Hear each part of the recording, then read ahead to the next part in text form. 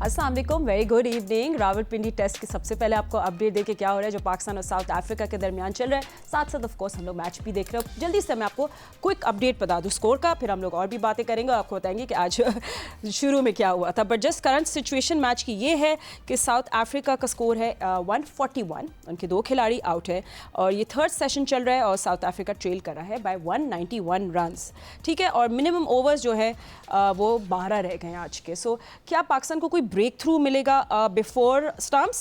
I think इसके लिए हमें थोड़ा वेट करना पड़ेगा। मगर हमने अपना दिन जो आज ज़रा प्रॉमिसिंग दिन शुरू किया था 316 फॉर 5, बट देन उस then the collapse happened और महाराज ने completely destroy कर दिया। 5 wickets and 18 balls. So हमारी जो last 5 wickets थी they fell for 17 runs और हमने रैप अप किया for 333. So महाराज ने, जिस तरह आप ये देख रहे हैं, he finished with 7 wickets and वो है ये इनके best figures by a South African in Pakistan. So अब मैच की क्या सिचुएशन है और क्या होगा आगे, हमारे एक्सपर्ट्स हमें बताएंगे। मेरे साथ मौजूद हैं क्रिकेट के सिकंदर बख्त, पाकिस्तान क्रिकेट टीम के former captain mister Rashid Ali. Thank you. आप आई नो कल आप लोगों ने दानिश के साथ शो किया था, बड़ा अच्छा लगा आपको स्टूडियो में देख के। तो एक तो राशिद भाई सुबह का सेशन के शुरू करते हैं, फिर हम आते हैं करंट सिचुएशन में। बिल्कुल ही रोलर कोस्टर था ये तो तवक्को थी हमें, काफ़ी दिनों से चल रहा है, क्लब्स हो रहे हैं और 70 रन की अच्छी पार्टनरशिप बनी सऊद शकील की सलमान अली आगा के साथ, और हमें था कि ये लंबी पार्टनरशिप जानी चाहिए, लेकिन कैशव महाराज ने बहुत ही उम्दा बॉलिंग की है। अफसोस हमें अपने ऑलराउंडर्स के ऊपर होता है, अपनी टेल के ऊपर होता है, जो कि बड़ी अच्छी हिट मारते हैं, लेकिन लास्ट 3 टेस्ट इनिंग में फ्लॉप हो गए। अगर हम लाहौर जाते हैं, सेकेंड इनिंग में देखते हैं या फर्स्ट इनिंग में देखते हैं, 199 पे 3 आउट हो गए, फिर 362 पे 3 आउट हो गए, 16 रन पे 5 आउट हो गए लास्ट। फिर हम सेकेंड इनिंग्स में आते हैं, 17 रन पे 5 आउट हो गए।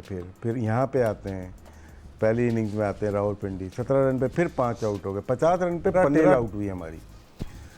ये बहुत बड़ा मतलब स्कोर आप समझ सकते हैं, ये कंसर्न है। हम होम पे ऐसे आउट हो रहे हैं। 2 टेस्ट मैचेस हम इन्हीं वजह से बांग्लादेश से पिंडी स्टेडियम में ही हार चुके हैं और ये वीकनेस नज़र आ रही है हमें काफ़ी टाइम से। नो डाउट साउथ अफ्रीका ने बहुत अच्छी बॉलिंग की है, उनके पेसर ने, उनके स्पिनर्स ने। कैशव महाराज 7 विकेट लिए उन्होंने और हमें बहुत मेहनत करनी पड़ेगी। 2 आउट ज़रूर कर लिए हमने, लेकिन इस टेस्ट में शायद साउथ अफ्रीका अगर पूरा दिन खेल जाती है और कोई आउट नहीं होता मज़ीद, तो पाकिस्तान अंडर प्रेशर खेलेगा। बिल्कुल, जिस तरह आप बता रहे थे सुबह का सेशन के बारे में, सिकंदर आपने तो 2-3 दिन पहले से हमें सबको डरा दिया था कि महाराज आएगा सो वो फियर तो बिल्कुल सही होगी। बट सलमान अली आगा की और साउथ शकील की बड़ी, अब you know what I was looking, बड़ी मैच्योर पार्टनरशिप थी एंड मगर फिर एकदम से उनका मोमेंटम हिल गया। So what do you think happened there कि बैटिंग अप्रोच चेंज करनी चाहिए थी उस वक्त?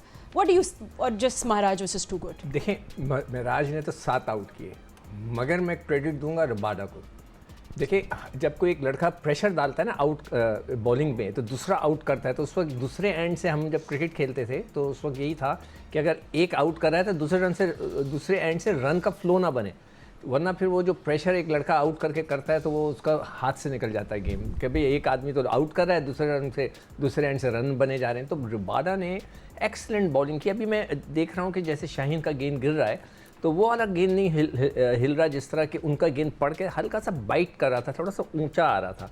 और कई दफ़ा आगा को जो है थाई पैड्स पे लगाए गेंद, एक जगह अपील भी हुई मगर वो आउट नहीं था, अंपायर ने नॉट आउट दिया। तो कई चीज़ें, तो मैं इसको कहूँगा कि जो रबाडा की बॉलिंग थी उसने बहुत अच्छा महाराज को जो है सपोर्ट किया, जिसके वजह से उसने आउट किए हैं। जो ये भी हम जिक्र हो रहा है, 5 विकेटें 17 रन पे गिरी हैं। पहले टेस्ट की पहली इनिंग में भी 16 रन पे गिरी, फिर सेकंड इनिंग में 17 रन पे गिरी।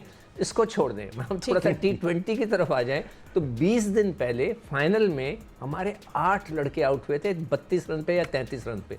तो हमारा ये जो सिलसिला है, इसको ज़रूर इसके ऊपर जो क्रिकेट की जो हमारी मैनेजमेंट है, जो उनको लुक आफ्टर करती है, जो हाई परफॉर्मेंस सेंटर चलाते हैं, उनको इस बात पे ज़रूर गौर करना चाहिए कि क्या है, क्या इशू है कि हमारे लड़के वो उस तरह नहीं खेल पा रहे। जो जिस तरह के उन्हें खेलना चाहिए। बट अब रावलपिंडी जो हमें एम एस शहजाद ने भी ज्वाइन कर लिया, thank you Ahmed for joining us. अब मैं अब let's also talk about the current match का सिचुएशन। आपको क्या लग रहा है कि रावलपिंडी जो होगा it will be a test of patience rather than skill? I mean, आज का दिन में 10 ओवर रह गए हैं, so how do you see अभी मैच की सिचुएशन? टेम्परामेंट जी, कल बात की थी, आपको याद होगा कि ये पाकिस्तानी प्लेयर्स जो हैं वो समझ के खेल रहे हैं कि जिस तरह ये पिछला पिच है जिसमें आपको तेज टर्न मिल रहा था और ऐसा लग रहा था कि एक बॉल होगा और आपको आउट कर लेगा, वहां पे आप रन थोड़े से तेज बनाने की कोशिश करते हैं। आज साउथ अफ्रीकन प्लेयर्स क्या कर रहे हैं, स्टम्प्स, जो कि by nature relatively Tej aggressive batsman है, लेकिन उनको पता लग गया कि ये पिच वो नहीं है जिसपे एक बॉल होना है, यहाँ पे ये सरवाइव कर सकते हैं। तो वो जो ट्रेडिशनल आपकी टेस्ट क्रिकेट थी आज वो खेल रहे हैं। आज उनका वो 34-35 स्कोर पे खेल रहा था 134 बॉलों पे। अब वो स्ट्रेटेजी जिसकी हम कल बात कर रहे थे कि पाकिस्तानी प्लेयर्स को यूं खेलना था कि अपने डिफेंस को बैक करना था, जो उन्होंने नहीं किया और रैश शॉट मार के जो है कप्तान समेत कुछ प्लेयर्स आउट हुए, वहां पे ये वो नहीं कर रहे हैं। यहाँ पे इन्होंने बॉल पुराना किया, इनफ टाइम मिल रहा है बैक फुट के ऊपर, वो बॉल को मैनेज कर रहे हैं और यहाँ पे वो अपने टेम्परामेंट के साथ खेल रहे हैं। एक सेशन लगाएंगे, ठीक है, जिसके अंदर वो तेज स्कोर करेंगे, लेकिन उससे पहले उन्होंने बॉल भी पुराना किया, उससे पहले उन्होंने बॉलर्स भी थकाए, उससे पहले उन्होंने सारा मेजर्स भी ले लिया तमाम पाकिस्तान के बॉलर्स का, और अब एक सेशन लगेगा जिसपे वो सेशन पे उनको पता है कि टेस्ट मैच क्रिकेट है, ये सेशन बाय सेशन चलती है, हम स्कोर को कैपिटलाइज करेंगे। ऑलरेडी पाकिस्तान जब एक टाइम पे लग रहा था पाकिस्तान को 500 प्लस स्कोर इस पिच पे करने चाहिए थे, पाकिस्तान एक दफा फिर, जिस तरह राशिद भाई ने बहुत जबरदस्त तरीके से एलैबोरेट किया कि किस तरह पाकिस्तान जो है कोलैप्स कर रहा है नीचे से ऊपर से, किस तरह गुच्छों के अंदर ये विकेटें लूज कर रहा है, उस तरह फिर पाकिस्तान जो है कल एक अच्छी पोजीशन से उन्होंने दोबारा से कोलैप्स होके 350 भी ना बना सके उस पिच पे जहां पे 500 प्लस स्कोर करना चाहिए था। और ये माइंडसेट की हमने आपको बात की थी कि दो किस्म के माइंडसेट होते हैं, एक हार से बचने का और एक जीतने का। ना हमें पेडेस्टल फैन देखने को मिले, ना हमें वो सारी एफर्ट्स देखने को मिली जो ये पुश और एम्फसाइज करे कि रैंक टर्नर होगा, रिजल्ट वाला पिच होगा। ये एक नॉर्मल पिच बनाया गया है, ड्रॉ के लिए बनाया गया है, ज्यादातर मद्देनजर रखते हुए ये इस नियत से बनाया गया कि हम एक मैच ऊपर हैं, ये मैच हम ड्रॉ करें, एक सीरीज अप हम हो जाएं। ये कई भी इस पिच से ये नजरियत से नहीं बनाया गया कि हम ये मैच जीतेंगे जिस तरह हम अपने पिछले मैचेस अगर 4-5 खेले उससे। तो अभी मैच का कोई भी बात करना ये कबलस वक्त होगा। इस सिचुएशन को देखते हुए लग रहा है कि south Africa is well and truly on top, looking at their score, looking at their batsmen which are really set, looking at the ball condition जो कि बहुत टाइम दे रहा है बल्लेबाजों को खेलने के लिए, इस टाइम पे वो टॉप पे लग रहे हैं। एक सेशन लगेगा क्योंकि सेट बल्लेबाज खेल रहे हैं, जब स्कोर भी तेजी से आने लग जाएंगे तो I think Pakistan again is missed the trick on the first day, जहाँ पे they've lost quite a lot of wicket और second day पे आके 350 पे ढेर हो गए। ठीक है, ऑन दैट नोट हम लोग क्विकली ब्रेक ले लेते हैं और फिर कॉन्वर्जेशन को आगे बढ़ाएंगे। Don't go anywhere, stay welcome back after the break. हम लोग जल्दी से आपको मैच की भी अपडेट दे दे। साउथ अफ्रीका फाइनली पाकिस्तान को एक विकेट मिल गई, कर्टसी आसिफ आफरीदी जिन्हें जोरजी को आउट किया और ही वाज ऑन 55। वो थोड़े फ्रस्ट्रेट होंगे इस बात से क्योंकि काफ़ी सेट बैटर्स थे। सो लेट्स सी अब क्या होता है ये लास्ट सेशन। एंड राशिद भाई किस तरफ देख रहे हैं आप मैच को? देखिए साउथ अफ्रीका के लिए अगर देखते हैं तो गलत टाइम पे विकेट गिरी है उनकी, क्योंकि कुछ भी नहीं हो रही बॉलिंग। वो बैकफुट पे गए और एक स्ट्रेटर बॉल वो पैड पे उनके लग गई, वो आउट हो गए। पहले भी शुरू में भी थे वो आउट हुए थे, लेकिन किसी ने रिव्यू लिया नहीं था। पिच ना बहुत ही स्लो साइड की लग रही, जैसे अभी अहमद बता रहे थे कि टाइम मिल रहा है। टाइम मिलने का मतलब है कि रिवर्स स्विंग भी आपकी इतनी कारामद नहीं होगी कि बॉल छोड़ ही नहीं रही पिच ना, तो वो बैकफुट पे जाके आराम से रोक रहे हैं। तो जो ब्रेक भी होगी स्लो ब्रेक हो रही है, मैनेजेबल ब्रेक ना वो हो जाती है। चाहे स्लो रन रेट हो जाए आपका, लेकिन आउट होता है ना कि आपने 140 बॉलें खेल ली और एक भी आपका ग्लव्स नहीं लगा, शॉट लेग या स्लीप पॉइंट पे नहीं गया, इसका मतलब है स्लो ब्रेक है। तो इसका फ़ायदा उठा रहे हैं, लेकिन दोनों तरफ से बैटिंग का जो रन रेट है वो स्लो साइड पे जा रहा है और मारते हुए शायद आउट हो जाएं। लेकिन पाकिस्तान को थोड़ा देख के बॉलिंग को थोड़ा सा चेंज करना पड़ेगा। लाहौर वाली पिच नहीं है, क्योंकि यहाँ पे आपको मोर फ्लाइट और वेरिएशन करना पड़ेगी। थोड़ा फील्ड प्लेसिंग चेंज करनी पड़ी। आपने ब्लॉक कर दिया एक तरफ से कि रन ना बना पाएँ, उनको रन बनाने दें, वाली बॉलिंग थोड़ी देर के लिए लेके आएँ और वाली फील्ड वाली सेट करें कि वो चांस लें, और वहाँ पे शायद एक आध मिस्टेक करें। और ये 2 विकेट्स हैं, ये अगर शाम को एक आध मिल जाती है या 2 मिल जाती हैं तो पाकिस्तान अच्छी लीड ले सकता है। And Sikandar, I think that's what Rashid bhai is also saying. अभी क्या important है for Pakistan? To just aim for getting more wickets or just squeeze the run rate, because वो अभी तो यही लग रहा है कि वो इसी इंटेंशन के साथ। देखो ये जो इनिंग है, इस वक्त जो मैच है ना, वो डिपेंड करेगा कितनी पाकिस्तान लीड लेता है। हमने आउट भी करने, रन्स भी बचा के रखने। तो मगर जो राशिद बात कर रहा है कि उसमें चांस तो लेना पड़ता है, मगर पूरे इस मैच के अंदर जो मिजाज मुझे नज़र आ रहा है, जो मुझे जो उनकी थ्योरी नज़र आती है, नहीं टेम्परामेंट नहीं, जो प्लानिंग नज़र आती है, वो मिजाज, मेरा वर्ड या जो प्लानिंग नज़र आती है वो यही है कि हमने ऐसी पिच नहीं बनानी कि जिसके अंदर बहुत ही रफ़ किस्म का हो, कहीं हम टॉस हार गए तो, मगर अब टॉस वो जीते हुए हैं, 50% हम जीते हुए हैं। और इसलिए पिच पे देखें कि वाली बाइट नहीं है कि पढ़ के गेंद ऐसे जाता था, वो बिल्कुल नहीं है, बिल्कुल नॉर्मल है, सब कुछ ठीक है। तो सिर्फ ये कि पहले इनिंग में हमने भी स्लो खेला, ये भी स्लो खेला, तो अब देखना ये कि मिजाज क्या है। अगर पाकिस्तान अच्छी लीड लेता है, 100 रन तक की लीड लेनी चाहिए। अगर 100 रन की लीड लेता है तो फिर हमारा एक और अच्छा चांस बन जाएगा मैच जीतने का। अदरवाइज़ अगर बराबर हो गए तो फिर ये ड्रॉ हो जाएगा। अगर थोड़ा सा कम लीड ली उन्होंने तो फिर ये मैच ड्रॉ के लिए चला जाएगा। इसलिए कि फिर आपको तेज़ खेलना है, आपने फिर ड्रॉ डिक्लेयर करना है, आपने अपनी एक पोजीशन बना के खिलाना है साउथ अफ्रीका को, तो वो थोड़ा सा टाइम कंज्यूमिंग होगा।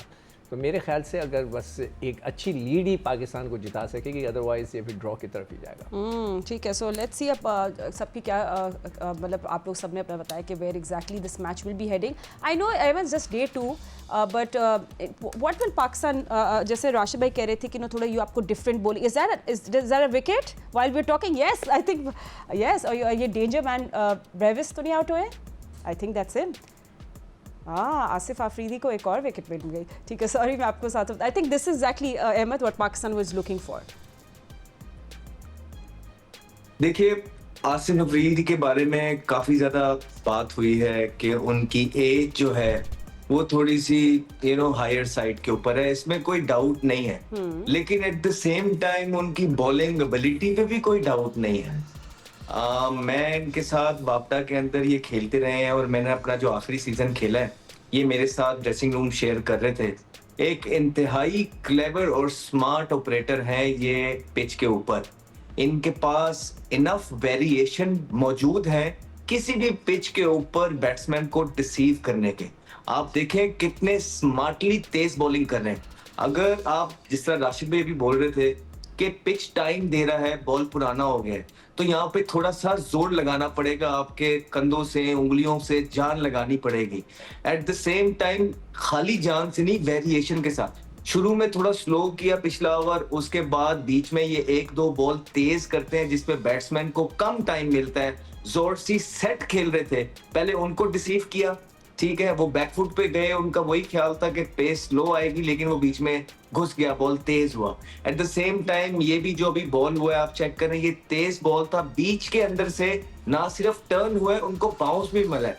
तो it shows the quality of the bowler. That is the reason उन्हें पाकिस्तान क्रिकेट टीम के अंदर जो है पहले आ जाना चाहिए था। 3-4 साल पहले उनको टीम के अंदर आना चाहिए था। लेकिन उनके साथ भी जो पाकिस्तान के अंदर काफी प्लेयर्स के साथ होता रहा है जिनको उनका ड्यू चांस नहीं मिलता, सही टाइम के ऊपर उनको खिलाया नहीं जाता, उनको सिलेक्ट नहीं किया जाता, उनके टैलेंट को निखारा और परखा सही तरीके से नहीं जाता, जिसकी वजह से फिर हम लेट हो जाते हैं। ये भी अल्लाह के काम है। अगर हमारे पास कोई बना बनाया यंगस्टर होता तो शायद आसिफ अफरीदी ये 2 मैचेस या 2 विकेटें ना ले पाते। लेकिन क्योंकि पाकिस्तान को जरूरत थी, पाकिस्तान ने उस तरह के यंगस्टर डेवलप नहीं किए हुए, इसी वजह से पाकिस्तान जो है 39 साल जो कागजों के ऊपर है, एटलीस्ट 39 साल आसिफ अफरीदी को लेके आए और उन्होंने पाकिस्तान को ये तो 2 ब्रेक थ्रूज दिलवाए हैं। ये मच नीडेड था। अभी भी अगर आप देखेंगे मैच के अंदर 162 रन जो है ट्रेल है, जो कि लगता है कि साउथ अफ्रीका पास पहुंच जाएगा। तो जो मैच होने वाला है वो सेकेंड इनिंग पे होने वाला है। सेकेंड इनिंग कौन कैसी खेलेगा वहां पे जाके मैच होगा। 3 दिन इस दिन के बाद भी मैच के अंदर पड़े हैं, और जो आसिफ अफरीदी का हमने पिछला बॉल देखा है, इट शोज कि चौथा और पांचवा दिन काफी मुश्किल होगा बैटिंग के लिए, दैट्स फॉर श्योर। अच्छा राशिद भाई, अभी आप बता रहे थे कि आपको कुछ थोड़ा बॉलिंग पे कुछ चेंज का आप ये बात तो कर रहे थे, बट अभी साउथ अफ्रीका ठीक है, उनके एक और विकेट गिर गई, टेम्परामेंट देख के क्या ये हमारे लिए भी कोई अलार्म है अगले 2 दिन के लिए? नहीं, जो ब्रेविस आउट हुए हैं वो थोड़ा सा स्ट्रगल करते हैं, उनका डिफेंस इतना स्ट्रांग नहीं है, उनका अटैक बहुत अच्छा है, और उसी के लिए हम भी खाइफ थे लास्ट मैच में भी और अभी भी। जिस तरह से बॉल हुई है उसको बल्ला साथ लेते हुए चले गए वो। पिछले मैच में भी देखिएगा तो स्पिन को या ब्रेक को वो समझ नहीं पाते। कभी कभार हम लोग भी अगर बाहर जाते हैं इंग्लैंड वगैरह में या ऑस्ट्रेलिया में, क्योंकि हम यहाँ के खेले हुए प्लेयर हैं, अगर हमें स्विंग और सीम या बाउंस मैनेज नहीं कर पाते फिर हम यूँ स्लिप लगा देते हैं। तो सेम चीज़ इनकी नज़र आई है। लेकिन बॉलिंग क्या होती है कि आप एक जगह पे 3 विकेटों के अंदर अगर बॉल कर रहे हैं, आपकी लाइन बहुत अच्छी है और आप वेरी करते हैं अपनी लेंथ को और पेस को, सारी बॉलें एक तरह से नहीं करते। यही इनका एक्सपीरियंस है। कुछ बॉल इन्होंने स्लो की हैं, कुछ तेज़ की हैं, और बाई चांस उनको भी मैनेज नहीं कर पाए थे, अभी आते ही वो आउट हो गए। डेंजरस प्लेयर थे लेकिन उनका डिफेंस बहुत वीक था, जो कि एक्सपोज कर दिया आसिफ अफरीदी ने। And Sikandar, but if you in the dressing room अभी, यार आप क्या ये सिचुएशन देख के बॉलर्स को क्या एडवाइस देते हैं, जैसे राशिद भाई ने भी बताया बॉलिंग प्लान के बाद? अभी जिसकी बॉल अच्छी गिर रही हो, ठीक है। देखिए आसिफ अफरीदी का कोई हमारे से ज़ाती दुश्मनी है, हम तो जानते ही नहीं, मैं तो नहीं जानता कम से कम, तो बिल्कुल भी। वो अहमद शहजाद उसके साथ खेला हुआ है, किसी के नहीं है। मुझे सिस्टम के कोलैप्स होने का अफसोस है कि हमने, अब वो जो कह रहे हैं ना कि वो अपना कि हमने डेवलप नहीं किया, ये किसका कसूर है? हम उन सेलेक्टर्स का कि जो वहाँ थे। हमारे यहाँ पता है प्रॉब्लम क्या होती है, सपोज करें शादाब आ गया, ओहो जी अब शादाब आ गया, हमें और कोई बॉलर की ज़रूरत ही नहीं है, तो अब वो क्या करते हैं, दूसरे बॉलर्स को लेकर नहीं आते। हमें हर वक्त एक एक्स्ट्रा बॉलर, जैसे अगर एक right arm leg spinner Shadab है तो उसके साथ एक और राइट आर्म लेग स्पिनर को डेवलप करना चाहिए। अगर शाहीन अच्छी बॉलिंग करा रहा है तो हमें और बॉलर्स लेके आने चाहिए ताकि हम उनको साथ चलाते रहें, तो जब भी हमारा फ़ायदा हो। मगर हम नहीं करते, और ये कौन नहीं करता? हम क्रिकेटर्स नहीं करते। हम ही क्रिकेटर्स सेलेक्टर्स होते हैं, हम ही क्रिकेटर एडवाइज़र होते हैं, हम ही क्रिकेटर्स सब कुछ क्रिकेट चला रहे होते हैं। जो क्रिकेट बोर्ड में जो लोग होते हैं वो क्रिकेट को इतना नहीं जानते, वो अपने एक नॉर्मल लोग होते हैं ऑफिस में काम करने वाले जो कि ऑफिस चला रहे हैं। मगर हम क्रिकेटर्स जो वहाँ मौजूद होते हैं, जो सिलेक्शन में होते हैं, ये उनका काम है। कितने लोग जाते हैं ग्राउंड के ऊपर बैठ के देख रहे हैं कि कौन सा लड़का कैसे खेल रहा है। कितने लड़के सेलेक्टर्स हैं हमारे पाकिस्तानी क्रिकेटर्स जो जाके देखते हैं कि मुझे एक लेग स्पिनर चाहिए, जाओ देखूँ जाकर कोई है या नहीं। Nobody does it. तो उसका इसलिए मैं क्रिकेटर्स को ब्लेम कर रहा हूँ कि अगर इस लड़के को चांस नहीं मिला, अगर ये बहुत अच्छा है एज़ पर अहमद शहजाद, तो उसको क्यों नहीं मिला? वो कौन से क्रिकेटर्स थे सेलेक्टर्स जिन्होंने इनको नहीं देखा जाकर? तो ये क्वेश्चन मार्क नहीं, बट वैसे great selection and bowling bye Asif Afridi. ऐसा नहीं है कि हमारे पास लेफ्ट आर्म स्पिनर्स नहीं आए, हमारे पास मोहम्मद असगर जैसा स्पिनर आया था 2016 में, न्यूजीलैंड ऑस्ट्रेलिया का टूर किया था। अहमद ने खेला भी होगा, वो अच्छा बॉलर था, उसको कैसे ख़त्म कर दिया हमने। वो अभी भी खेल रहा है लेकिन वो टूर से पाकिस्तान टीम से बगैर खेले बाहर हो गया। तो ऐसे बहुत सारे मिसालें हैं। नहीं क्यों, किसके वजह से राशिद? मैं यही तो पूछ रहा हूँ, हम क्रिकेटर्स की वजह से ना, वही तो होंगे कोच। नहीं, लाइकिंग डिसलाइकिंग होती है यार, ये नहीं बन रहा, और कभी कभार होता है यार ये बन रहा है, ये बहुत अच्छा है।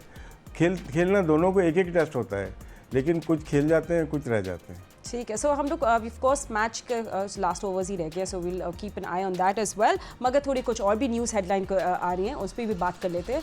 And that is Shaheen Shah Afridi as the new ODI captain. आप लोग सब एक एक सेंटेंस के बारे में ज़रूर बोलें क्योंकि हमें कल शायद नहीं बात करने को मौका मिला। Ahmed, how do you see this happening? आपकी स्माइल ने बहुत कुछ बता दिया। अहमद सॉरी, हमें आपके ऑडियो में थोड़ा सा मसला आ रहा है, will try to connect with you again. ये थोड़ा बफरिंग हो रही है। आप लोग चल राशिद भाई हॉट सीट पे आप बैठे। नहीं, हमें तो T20 का ढूंढ रहे थे, शायद किसी के फिट शायद वो किसी के फिट होने का इंतजार कर रहे हैं। हाँ, और तैयारी हमने T20 की पेपर हमारा वनडे का आ गया। और कभी कभार होता है ना कि 7 रुकनी बेंच बैठता है, 9 रुकनी बेंच, यहाँ 10 रुकनी बेंच इस्लामाबाद में एक कप्तान बनाने के लिए बैठा था और अपोजिशन किसी ने नहीं की। तो पैसे में बड़ी ताकत है, आप 50 लाख रुपए देके पाकिस्तान क्रिकेट में कुछ भी करा सकते हैं। किसको देते हैं 50 लाख? स्कैंडलस बातें नहीं करनी हम लोगों ने, ठीक जी सिखो। मैंने राशिद भाई देख के बिल्कुल खामोश मुझे है। शक हाँ, पड़ गया था कि I think Rizwan, everyone was already talking about मुझे इट। रिजवान का शक इसलिए पड़ा था कि मैंने एक जगह पढ़ा कि माइक हैसन ने लिखा कि जी रिजवान कप्तानी जब कर रहे होते हैं कोच की बात नहीं मानते, जो उनको इंस्ट्रक्शन दी जाती हैं वो उसको फॉलो नहीं करते। जब मैंने ये पढ़ा तो मैंने कहा हाँ यहाँ पर ये कुछ ऐसी चीज़ हो रही है कि ये ज़रूर जो है इसका डिस्कस होगा, तो वही हुआ। बट अहमद आई थिंक काफ़ी टाइम से हम सब मतलब एक हफ्ते से तो ये गॉसिप चल तो रही थी, everyone knew this would happen. Ahmed को मेरी आवाज़ ठीक आ रही है अभी? हाँ जी आ रही है, आ रही है। जी अहमद, आपका take on Shaheen Shah Afridi as a new ODI captain. अच्छा ठीक है, नहीं वो तो ठीक। Ahmed, I'm so sorry, we cannot hear you. We cannot hear you right now. We'll try to connect with you again.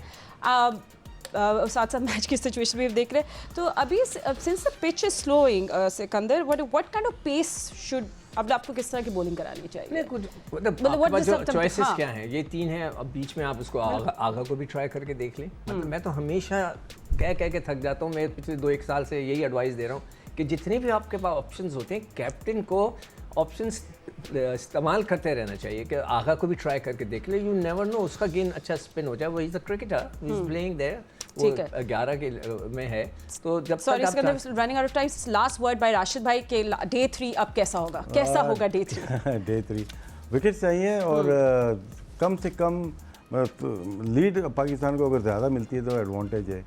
Pitch थोड़ा नीचे रहेगी, उनके पास 2 पेसर हैं, स्पिनर तो हैं ही, 2 पेसर से बचना चाहिए कि अगर बॉल अप एंड डाउन रहा तो पाकिस्तान को अच्छी लीड लेनी चाहिए। और आसिफ आफरीदी ने ओपन तो कर दिया है मैच पाकिस्तान के लिए। 1 more wicket here and Pakistan एक अच्छी पोजीशन पे आ जाएगा। Gentleman, thank you so much for joining us और आपकी वैल्यूबल हम लोग आपसे मिलेंगे कल एंड होपिंग कि एक अच्छा डे 3 होगा। Will see you soon. अल्लाह हाफिज़।